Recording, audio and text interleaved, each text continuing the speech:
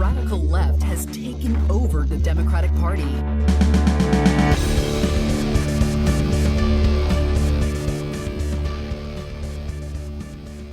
Hello and welcome to Think Progressively, covering politics and all the other chaos life has to offer. This is episode 39, recorded on Friday, June 4th from Milwaukee. I'm Joe. And I'm Jason. And on today's episode, due to an unfortunate cancellation by our guest, we're going to be talking about the news today. Yay, I'm sure you're all excited to just listen to us again. You can call us the News Boys. Except don't do that.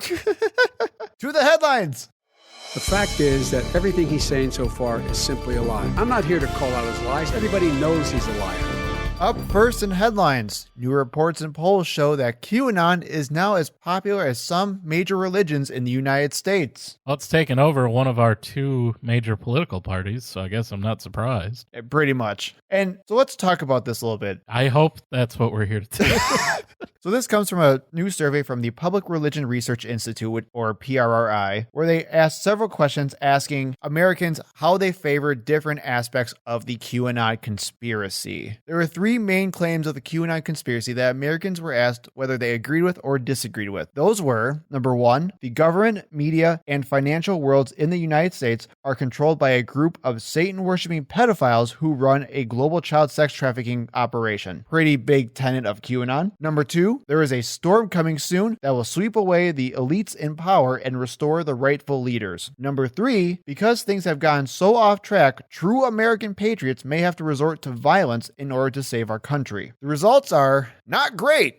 For all Americans, 15% agreed that the government, media, and financial elites were controlled by a Satan-worshipping child sex ring, and that because things have gotten so bad, that violence may have to be used later on. 15%. And then as far as the storm is coming that will sweep away the elites and restore the rightful leaders of power, that's 20% of all Americans. That's a large group of Americans that believe this stuff. Now, one of the big criticisms of this survey is that, is this actually a good portrayal of QAnon belief, or are these just more generic types of things that anyone could just possibly believe and not believe supposedly in the QAnon conspiracy? What do you think, Jason? I would say possibly the third question, the violence might be necessary. Well, that's not necessarily a QAnon thing. Right. American patriots may have to resort to violence. Correct. That is not necessarily a QAnon belief, but certainly that the government is run by Satan-worshipping pedophiles, that's 100% the basis of QAnon. And even the whole a storm is coming, I guess you could say, well, anybody could interpret that however they want. Right. I mean, because if you don't know the lingo of QAnon, that could just be like, well, yeah, sure, a storm is coming or something, like whatever. And then especially the fact that it says restore the rightful leaders, I imagine you're just going to catch some standard Trump wackos that might not know anything about QAnon. Correct. So I get what they're trying to do here, though, because we have something called social desirability bias, which basically means that if we see as something that's socially undesirable, we are going to basically hold it a secret. And that's kind of where a lot of the talk came around of the secret Trump voters back in 2016 and 2020 were coming into play. So when people were asked, do you believe in QAnon? Or if they were asked, do you believe in QAnon? These numbers actually may be much lower because people aren't going to admit they actually believe in these QAnon conspiracy theories. So what people and surveyors will try to do is make more generic claims that are still representative of QAnon beliefs to see if they at least are empathetic to what those beliefs are. So I take a little bit of issue with the New York Times headline, which is that QAnon is now as popular as some major U.S. religions, because that's not necessarily what PRRI is trying to study here. What they actually show is that at least 15 to 20% of all Americans show some empathetic views towards QAnon conspiracy theories or QAnon tenets, I guess you could say. I think one of the interesting things from here is where they get their news from. I was just going to say that. Dictates how much they believe in QAnon. It says that OAN and Newsmax listeners, 48% believed that they expected a storm to wipe away the elites soon. But I'm sure 100% of those people also believe that Trump was going to drain the swamp, so they're obviously easily manipulated. They said that even among Fox News listeners, only 18% were QAnon believers, which, when did Fox News become the channel for reasonable conservatives? That just sounds ridiculous. Well, and okay, but you have to know how far the bar has gotten pushed to the right, though. Like, if the bar is not a QAnon supporter, and that means you're a rational conservative, we have gone off the deep end. There's just nothing. No. And even then, you have at least, we'll say, like 20 to 30% of Fox News viewers accepting all of these types of beliefs. Now, and Jason, if you were going to guess which major religion in the United States had most consistent QAnon views, what would you guess? Evangelical Christian. Yep.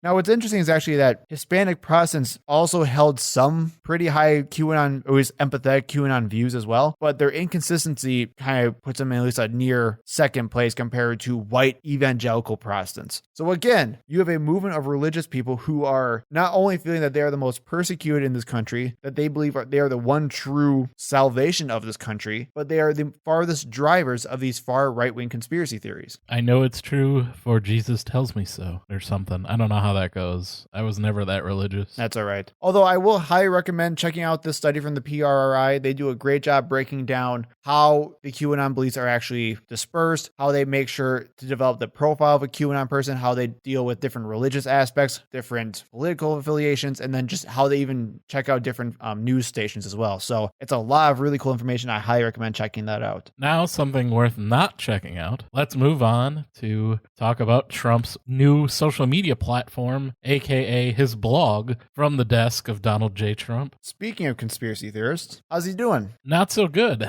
After less than a month, Trump has decided to shutter his blog Oh no. for good. How come?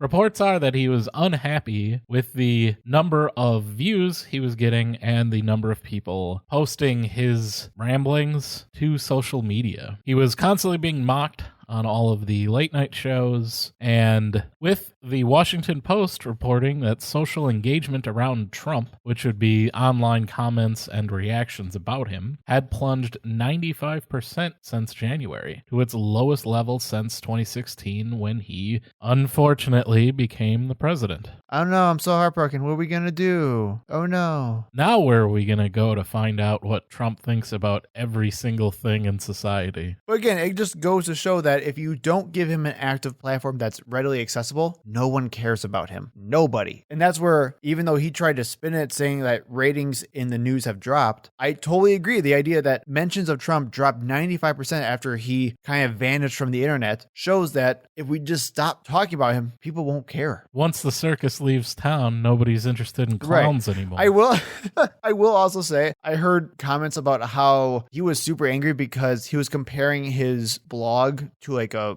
pet website or something like that. It was like a locatemypet.com. And he's like, why is this pet website getting more views than my blog? What the hell is this? Because no one looks at blogs. That's not the world we live in anymore. As we mentioned when they first brought this up, that's a concept from the late 90s. Right. No one searches websites to check up on, what people are doing. It's all social media feeds these days. Yep. And I will say, an associate with Donald Trump said that they terminated his blog because they plan on getting him back up on a different social media platform in the near future. What that is, we have no idea. He was supposed to launch his own, and then it turned into a blog. So where do you think he's going to go? You think he's going to go to Gab? Rumble? Foreskin? I don't know. Parlor? I think Parlor's back up. I think he's going to want control of whatever it is. So it'll either be him or... He's going to buy Parlor. Yeah, or it'll be... Well, I don't think he's got enough money, He's going to but buy Frank.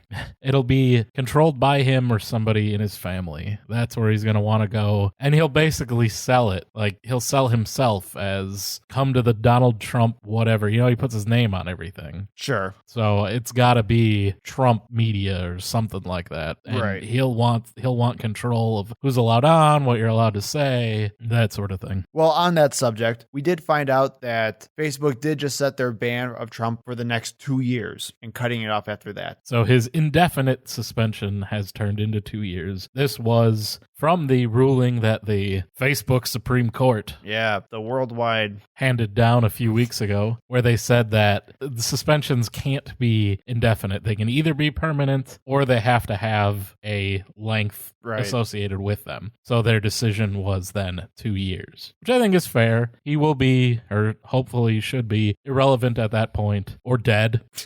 You keep hoping for dead. And one of these days, I'm going to be right. I'll be like, see, I called it. Yeah, but that's just like statistics, though. Like, eventually it's going to happen. Yep. It works for psychics. It can work for me, too. Do you really think that in 2 years it's going to be fine? So technically, this is enough time for him to launch back up and try to run from 2024 if he wants to. He'll have to launch his campaign earlier than that. He has said that he'll make his decision after the 2022 election. Right. I'm not sure exactly what he's looking for there, but you would have to be up and campaigning before 2023 if the election is in 2024. I don't know really how much not having your own personal Facebook account is really going to matter when it comes to that, but to say that would hinder him, I don't think so. I don't think that would make his decision one way or the other. Yeah, I can see that. I totally agree. Unless...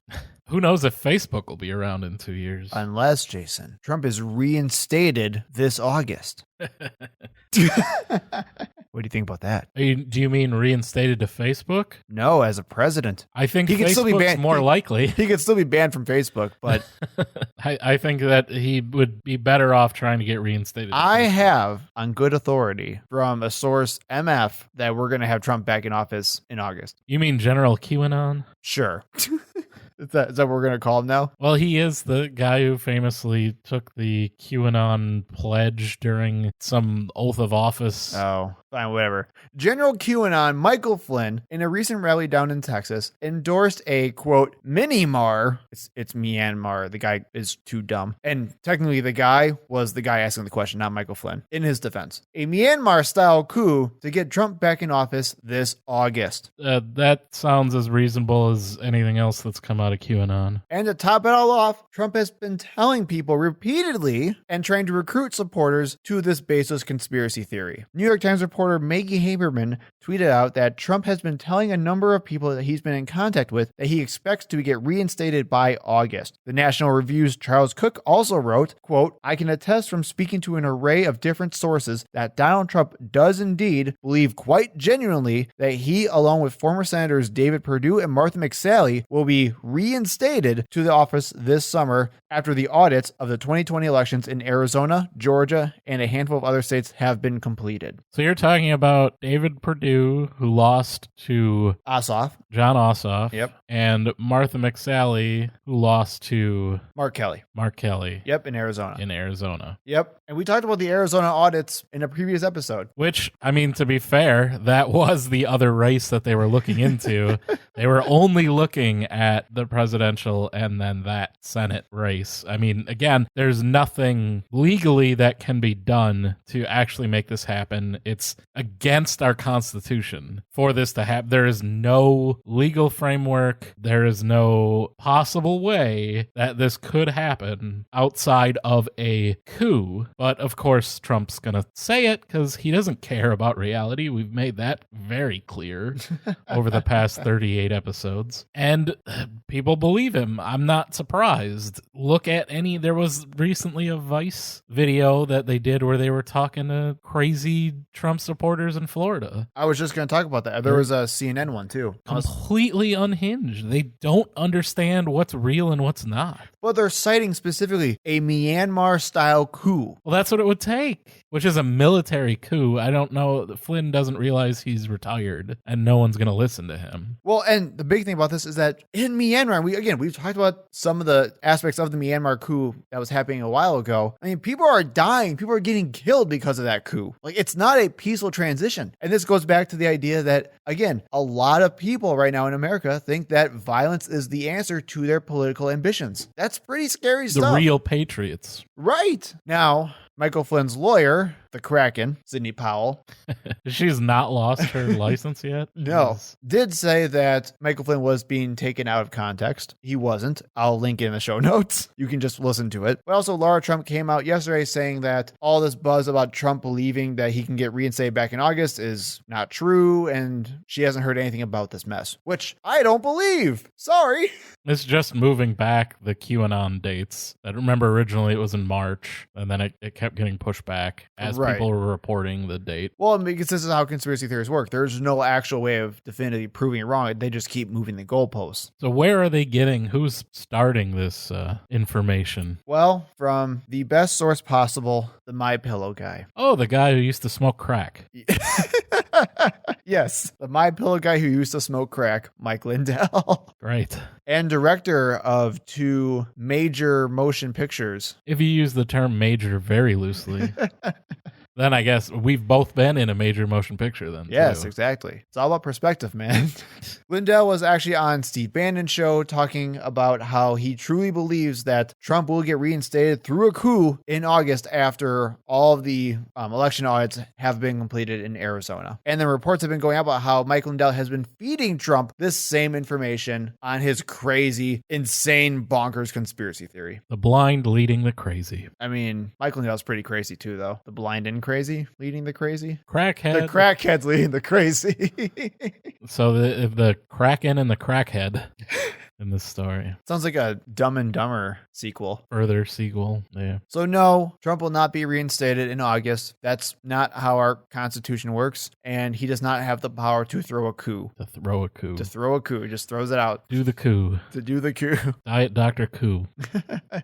To initiate a coup. How's that? Sure. So let's move to Texas, Great. where the Texas Democratic legislators staged a walkout in response to Texas's crazy voter suppression bill. So what happened? Some stuff. In a move reminiscent to Wisconsin's own Democratic state legislatures, who also had a walkout for the Scott Walker anti-teachers union bill and right-to-work bill, which ultimately did fail once they were ordered and physically moved back to the Capitol by state police. Democratic legislators in Texas have left in order to prevent a quorum to block voting restrictions proposed by their Republican counterparts. This happened last Sunday, and it prevented a vote on Proposal Senate Bill 7. The bill will certainly pass once they do have a quorum, unfortunately. It will cut back polling hours, reduce access to mail-in voting, and give more authority to partisan poll watchers. Yep. So all terrible things, all things that are happening across the country. Texas's bill is, of course, more restrictive because everything's bigger in Texas, right? So even the voter suppression has to be bigger in Texas. Well, and we're seeing this in a long stream of super conservative right-wing bills that are being passed now in the legislature there, where we just saw about the handgun bill that we talked about, was it last week? Yes. We also have one of the most restrictive abortion bills in our country right now. What they're trying to do right now is show that they have a mandate in Texas. And what I mean by that is they believe that since they won their recent elections and they have the majority, they believe that they have complete control and support from Texas's population to push these hardcore right-wing bills. Basically, we won these seats that we weren't supposed to win back. Therefore, Texas wants us to do all this crazy stuff. I don't know about you, Jason, and I was going to get your opinions on this. What are your thoughts on moves like these, the walkouts, things like that? I'm not a big fan because what's to prevent anyone from using this tactic anytime they don't want a bill to be passed? I know you can say, look, you have to draw a line somewhere where you're literally not going to participate if things like civil rights are being violated, which is certainly the argument that's being made in this case. Mm-hmm. The problem is that same weapon can be used against you in a much less, let's say, honorable way. Sure. Well, I'm trying to imagine I'm trying to imagine some kind of scenario where Republicans did the same thing. How would I feel about it? I would probably call them cowardly. Yeah, that they can't win an election, so they have to do stuff like this just to prevent the other party from being able to do anything. Well, and what's also problematic is when you do stuff like this, even though you make your partisans happy, right? So, for example, I'm happy they stopped it. I understand that. But in the long run, they're doing more damage. To me, they know it's a temporary measure to basically shine a spotlight. But Sure. we saw it happen in Wisconsin where ultimately it was meaningless and didn't change anything in the long run. So I prefer when there's some kind of reasonable end goal. And I just don't don't see it here. And not just delaying the inevitable, Yeah. basically. Well, right. And because, again, at the end of it all that's been done then is you show people who don't already agree with you or really like you that you're going to try to subvert democracy for what you want. And that's going to make them hate the whole government and political process even more. They're going to hate you even more, and they're going to become more disillusioned. So when someone else more like Trump comes along again, they're going to want to go back to him because they hate you because you're already a part of the problem in their eyes. And see, again, here's my problem. Please correct me if I'm wrong, okay? Whether we like it or not, people get voted into these positions to make decisions. I mean, this is why we make the big argument about the filibuster being destroyed and all that fun stuff, because we don't want a government that doesn't do anything. And for me, I would rather have a government that actually does things based on who votes them in than having minority parties doing stuff like this by trying to either completely slow down or just straight up stop the political process from actually happening and stopping us from governing our own people, if that makes sense. And this showcases the need to pass a federal voting rights bill. Yes. That would just supplant all of these crazy state bills that are being passed in all the Republican states to try to prevent people from voting and restore voting rights for all Americans, which is what we need, and we're not going to get currently because of Joe Manchin and Kristen Sinema. Kirsten. I know, I do that every time. I don't really care. She can get called Kristen. All right. So that's the big problem. And there's also the other aspect of this, as we talked about in our voter suppression episode, that this would have been something that would require federal oversight before the Supreme Court destroyed that provision in the Civil Rights Act a few years ago. Yep. So there is a little bit added to that where normally states wouldn't even have the ability to do something like this, except for the Republicans stole a Supreme Court seat, and now we live in a dystopia. What are we going to do about Texas, y'all? In response to this walkout, the Texas governor and Crazy person. Greg Abbott has threatened to cut funding for the state legislature. I'm not sure how successful that's going to be, seeing as how state legislators in Texas make $600 a month or $7,200 per year. Oh, man. So I don't think they're really going to miss that paycheck, to be honest. They do make a per diem of $221 for every day the legislature is in session, but they are not a full-time legislature, unlike Wisconsin, Right. who has all of those freeloading welfare queens in our state legislature. Who get paid literally to do nothing. So I don't think there's really that much of a financial motive that you can really use for leverage here, but that's the first thing he's going to try. I'm sure eventually it will end the same way it did here in Wisconsin, where the legislators are going to be physically led back Right. to the... Well, as I say, the big thing that's going to happen is, like you said before, he's going to call him back into a special session where this is going to be the only thing on the agenda. And they are going to be forced to attend. Yes. Sucks. One of the Republican legislators in Texas also did say, and I quote, elections have consequences. You got to vote. You got to get your friends to vote. You got to get people you know about to vote. And not just for the president, but for your state races as well. You got to kill your wife and vote for her. Oh, wait, no. Nope, don't do that. That was a Donald Trump fan Don't do that. from Colorado, right? I think so. Don't do that. In other Texas news, the Texas GOP chair, Alan West, has resigned. What happened to him? Texas GOP chairman Alan West said Friday he's stepping down after a short but combative run of using the job to antagonize top Republicans in America's biggest red state, including protesting outside Governor Greg Abbott's mansion concerning COVID restrictions. What? So this guy is nuts even for a Texas Republican. Oh, man. And yeah, he literally sat outside the governor's mansion protesting COVID restrictions during the lockdown. A lot of people think that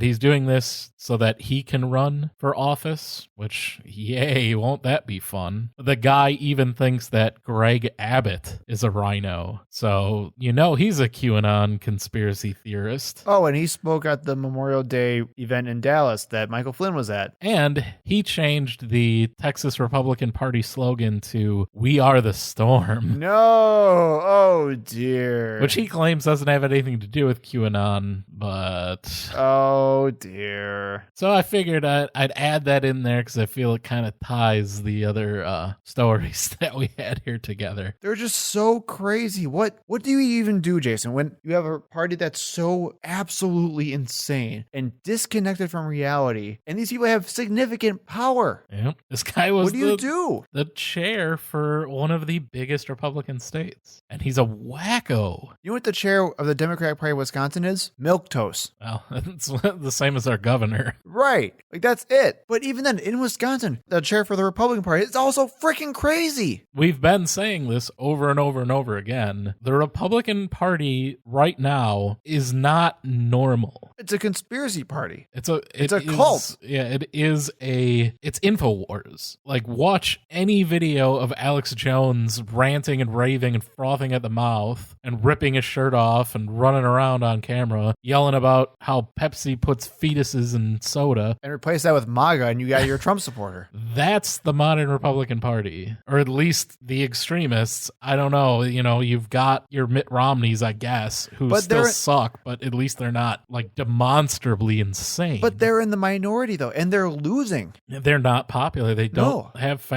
it's the everyday people that go to all these conventions and all this stuff that are the craziest out of them. Well, and especially a lot of those types of people are starting to get primaried, too. You have more, we'll say, more moderate style Republicans are just generally getting primaried from the right over and over again, unless you're trying to basically push to the right yourself. So, for example, Liz Cheney in Wyoming, definitely getting primaried, right? But then you have Lindsey Graham in South Carolina, who was going to get primaried and now move even further to the right to make sure he's not going to be primaried. Same thing with Marco Rubio in Florida. They're moving to the right and becoming more Trumpian so they don't get primaried. Mitch McConnell is becoming an incredibly unpopular figure in the Republican Party. 'Cause he's He's not the Trumpy. mastermind. He's the guy who stole the Supreme Court seat, who's done everything to obstruct the Democratic Party. Like, he should be the guy that they're kissing his feet because he's has no moral compass and will just do whatever it takes to keep power in Republican hands, even if he has to lie and cheat to do it. And it's still not enough. Well, and what scares me more is that, and I just saw this in the article that you have, Jason, but is so this Texas former guy, whatever, was also calling more moderate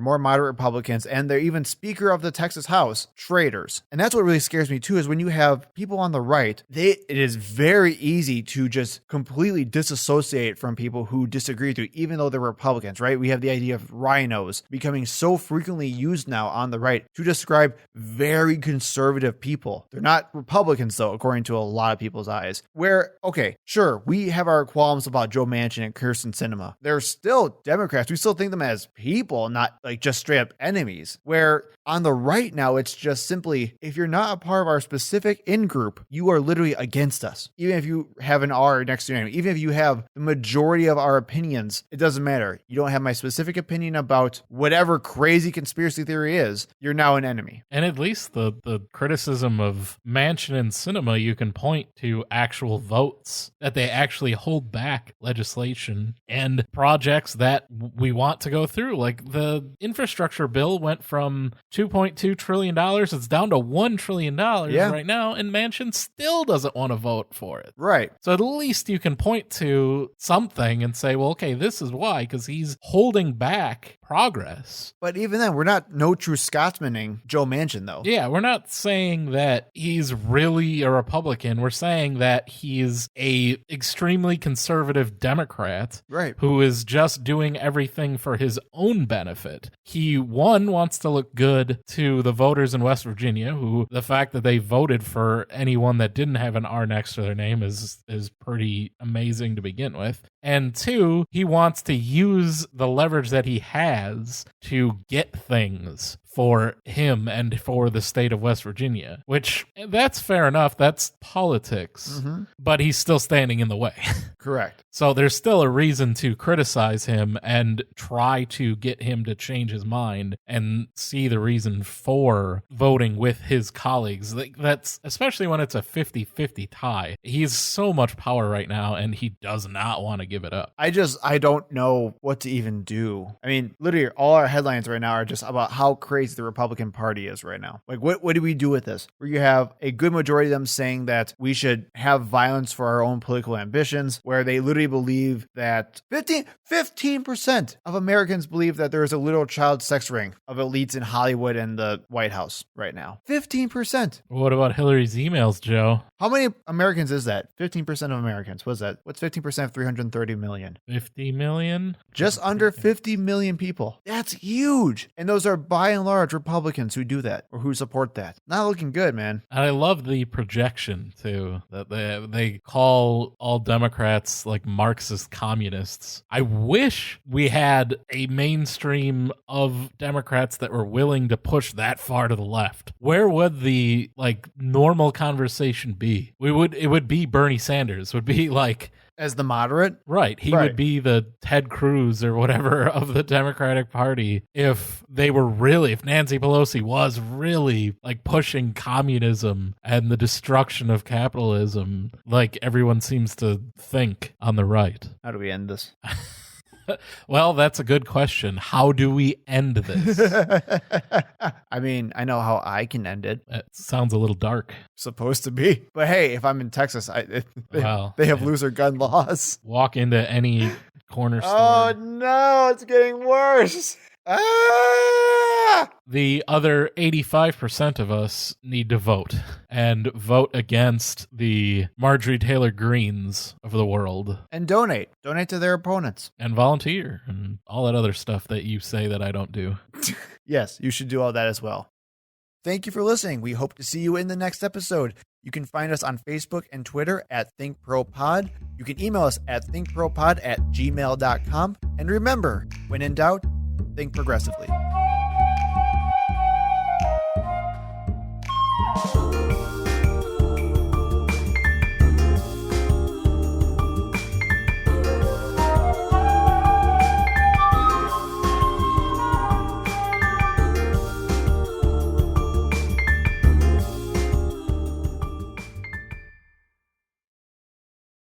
Because we're newsboys. I'm not gonna say Newsies. Is that copyrighted by Disney? Oh no, I was going for Get sued. I was going for the Christian pop group. Oh, that's even worse. I'm not really. I know that was like part of God's Not Dead. Or Yeah, whatever, but I'm so not into dead. that. He was never. Oh wait, no, he was. Was it? God's not dead. He's he just was in always, a coma. He was always alive. He's living on the inside, roaring like a lion.